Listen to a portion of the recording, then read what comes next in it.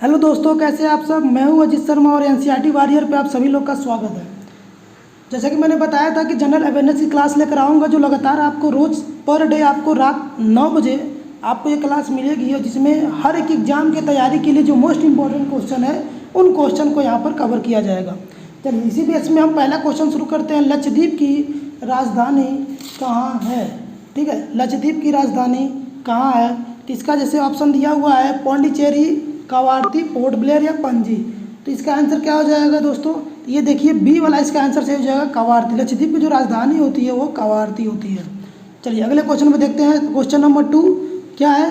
समुद्रपुत्र के नाम से किसे जाना जाता है? समुद्रपुत्र के नाम से किसे जाना जाता है? बहुत ही इंपॉर्टेंट है और लेटेस्ट में ये न्यूज़ बना हुआ है। लगातार सिर्फ लक्षद्वीप की बात की जा रही है। कौन से कारण है, आपको एक वीडियो इसका मिल जाएगा लक्षद्वीप के ऊपर। तो उससे समुद्रपुत्र भी बोलते हैं, इसलिए इसका जो आंसर हो जाएगा वो हो जाएगा लक्षद्वीप। चलिए अगले क्वेश्चन पे देखते हैं। संविधान सभा का प्रथम अधिवेशन कब हुआ था? 9 नवंबर 1949 को? नहीं, ये गलत है। 9 दिसंबर 1949 को, 9 दिसंबर 1946। देखिए 49 ये तो लास्ट की घटना है। मतलब क्या है कि जब लास्ट में सभी संविधान कंप्लीट हो गया था, लेकिन ये बता रहा है कि प्रथम अधिवेशन यानी पहली मीटिंग कब हुआ था? तो वो हुआ था आपका 1946 में, 9 दिसंबर 1946 में। चलिए अगले क्वेश्चन में देखते हैं। पंचायत के सदस्य चुने जाने के लिए न्यूनतम आयु सीमा क्या है? तो न्यूनतम आयु सीमा क्या होगी पंचायत के सदस्य चुने जाने के लिए? दोस्तों यहाँ पर 21 यानी 21 वर्ष माना जाता है कि न्यूनतम आयु सीमा होनी चाहिए पंचायत के लिए। बाकी अगर उससे बड़े पोस्ट पे जाते हैं तो आपको 25 वर्ष माना जाता है। चलिए अगला क्वेश्चन देखते हैं। गीता रहस्य के लेखक कौन है? लाला लाजपत राय, बाल गंगाधर तिलक, महादेवी वर्मा या भीष्म साहनी? ठीक, तो इसमें देखिए इसकी जो मेन आंसर है वो क्या है कि बाल गंगाधर तिलक है। यानी जो बाल गंगाधर तिलक है इन्होंने ही गीता रहस्य लिखा है। गीता रहस्य नामक पुस्तक बाल गंगाधर तिलक ने लिखा है। अखबारी कागज बहुत ही इंपॉर्टेंट क्वेश्चन है। अखबारी कागज के लिए कौन सा शहर प्रसिद्ध है? अखबारी कागज के लिए जो शहर प्रसिद्ध है उसे बोलते हैं नेपानगर। नेपानगर अखबारी कागज के लिए नेपानगर प्रसिद्ध है। जो कहाँ पे पड़ता है? मध्य प्रदेश में पड़ता है दोस्तों। एमपी यानी मध्य प्रदेश में ये चीज़ पड़ता है। ये जो है ये मध्य प्रदेश का एक छोटा सा क्षेत्र है जहाँ नेपानगर, जहाँ पे अखबारी कागज लगातार बहुत ज़्यादा मात्रा में बनाए जाते हैं। जब भारत को स्वतंत्रता की मंजूरी दी गई उस समय यूके की कौन सी पार्टी सत्ता में थी? देखिए जब भारत को स्वतंत्रता दी गई थी तो उस समय जो थी वहाँ पर लेबर पार्टी काम कर रही थी, लेबर पार्टी। ठीक, चलिए अगले क्वेश्चन पे आते हैं। शास्त्रीय संगीत किससे संबंधित है? ऋग्वेद, अर्थोवेद, यजुर्वेद या फिर सामवेद? तो देखिए इसका जो आंसर हो जाएगा वो हो जाएगा डी यानी सामवेद। सामवेद में क्या है? संगीत के बारे में जो सामवेद ही ऐसे जिसमें संगीत के बारे में बताया गया है, पूर्ण रूप से उसमें क्लियर किया गया है। अब ये देखिए अगला क्वेश्चन है। माइकल ओडायर की हत्या किसने की थी? माइकल ओडायर की हत्या किसने की थी?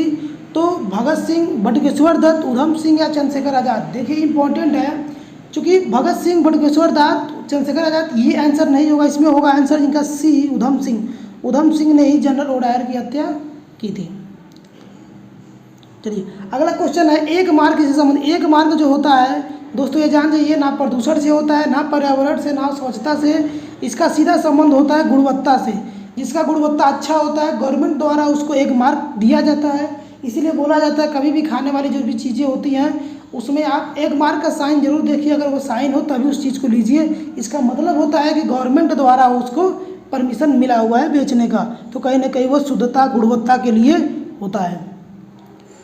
अगला क्वेश्चन हमारे सामने है कि हमारे संविधान का भाग 2 किससे संबंधित है? हमारे संविधान का जो भाग 2 है वो किससे संबंधित है? तो दोस्तों इसका मैं एक अलग वीडियो आपको बना के भेजूँगा। जितने भी भाग हैं, ठीक है, जितने भी अनुच्छेद हैं और जितने भी अंग हैं सबके भेजूँगा मैं। तो अभी इसके लिए अभी यहाँ पर ये समझ जाइए कि यहाँ पर जो आंसर इसका हो जाएगा नागरिकता के लिए। आप जानते हैं कि नागरिकता के लिए होता है। भाग 2 जो होता है वो नागरिकता से संबंधित है। चलिए अगला क्वेश्चन देखते हैं। शांति का सागर यानी सी ऑफ ट्रैंक्विलिटी कहाँ पर स्थित है? ट्रैंक्विलिटी कहाँ पर स्थित है? सूर्य, चंद्रमा, पृथ्वी आदि में से कोई नहीं। तो कहाँ पे स्थित होगा? ये जो हो जाएगा आपका आंसर, ये हो जाएगा बी, यानी चंद्रमा पर स्थित है। शांति का सागर कहाँ पे स्थित है? चंद्रमा पे स्थित है। अगला क्वेश्चन है, राज्य चुनाव आयुक्त की नियुक्ति कौन करता है? तो जाहिर सी बात, अगर राज्य की अगर चुनाव आयुक्त की नियुक्ति की बात होगी तो राज्यपाल करता है, लेकिन अगर पूरे भारत की बात आ जाएगी मुख्य निर्वाचन अधिकारी, तो हमारे राष्ट्रपति या उनसे समकक्ष जो जज होते हैं, ठीक है, मुख्य न्यायाधीश, ये लोग मिलकर अपना ये काम करते हैं। चलिए अगला देखते हैं क्वेश्चन। मुस्लिम लीग के पृथक राज्य पाकिस्तान की घोषणा कब की थी?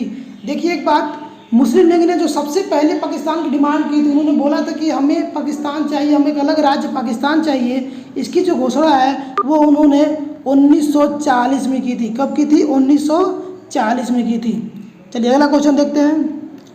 इनमें निम्न ग्रेड का कोयला कौन सा है? एंथ्रासाइट, बिटुमस, पीट या इनमें से कोई नहीं?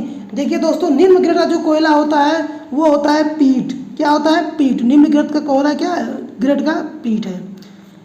अगला क्वेश्चन है, ऋग्वैदिक काल में सबसे महत्वपूर्ण देवता कौन है?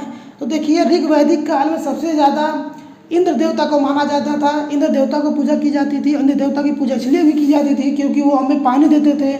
उस समय लोग धीरे धीरे खेती करना सीख गए थे, तो धीरे धीरे वो लोग क्या है, जिससे वो पानी की जरूरत होती थी, और पानी लोगों के एक जीवन का एक बहुत महत्वपूर्ण चीज़ भी है, जिसके बिना लोग जीवित नहीं रह सकते हैं, इसलिए उनकी लोग पूजा करते थे। तो इसका जो आंसर हो जाएगा वो हो जाएगा सी, इंद्र हो जाएगा इसका आंसर। चलिए अगला क्वेश्चन देखते हैं। अमेरिका और कनाडा को कौन सी रेखा पृथक करती है? अमेरिका और कनाडा को कौन सी रेखा पृथक करती है?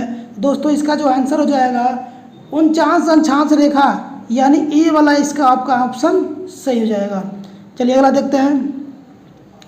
द्रोणाचार्य पुरस्कार किसे प्रदान किया जाता है? द्रोणाचार्य पुरस्कार जो है ये किसे प्रदान किया जाता है? जल्दी से बता दीजिए आप लोग, द्रोणाचार्य पुरस्कार किसे प्रदान किया जाता है? तो ये हो जाएगा आपका, आपको पता है, खेल जगत के लोगों को, यानी खेल प्रशिक्षकों को द्रोणाचार्य दिया जाता है। चूँकि द्रोणाचार्य खुद गुरु थे, इसलिए खेल प्रशिक्षकों को इस तरह के पुरस्कार दिए जाते हैं। उसके बाद अगला क्वेश्चन है, मूल संविधान में कितने अनुच्छेद है? देखिए अभी की बात न करें, अगर मूल संविधान की बात करें, यानी शुरुआत की बात हो रही है, तो शुरू में जो हमारे संविधान थे, जो मूल संविधान अनुच्छेद थे वो थे 395, यानी यहाँ पर बी वाला ऑप्शन आपका सही हो जाएगा। बी वाला ऑप्शन यहाँ पर सही हो जाएगा। चलिए अगले क्वेश्चन में देखते हैं। आर्य समाज की स्थापना किसने की थी? स्वामी दयानंद सरस्वती, स्वामी विवेकानंद, रविन्द्रनाथ टैगोर, अवनींद्रनाथ ठाकुर। तो किसने की थी? स्वामी दयानंद सरस्वती, स्वामी विवेकानंद, रविन्द्रनाथ टैगोर, अवनींद्रनाथ ठाकुर। तो आर्य समाज की स्थापना जो थी वो दयाराम सरस्वती ने की थी। चलिए अगला क्वेश्चन देखते हैं। आवर्त सारणी का पहला तत्व कौन सा है? ऑक्सीजन, हाइड्रोजन, नाइट्रोजन या फास्फोरस? दोस्तों ये तो बहुत ईजी सवाल है और आपको सबको पता होगा कि हाइड्रोजन क्या है आवर्त सारणी, यानी जो आवर्त सारणी में जो सबसे पहला तत्व आता है वो क्या होता है? हाइड्रोजन, यानी बी वाला ऑप्शन यहाँ पर आपका सही हो जाएगा। चलिए अगला क्वेश्चन देखते हैं। गोल घर का निर्माण किस वर्ष हुआ था?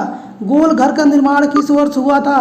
गोल घर का निर्माण किस वर्ष हुआ था? जल्दी से बता दीजिए आप लोग। और जो लोग चैनल पर नए हैं या फिर पहली बार देख रहे हैं, वो लोग क्या करें, वीडियो को शेयर कर दें, अपने दोस्तों को तो पहुँचाएँ।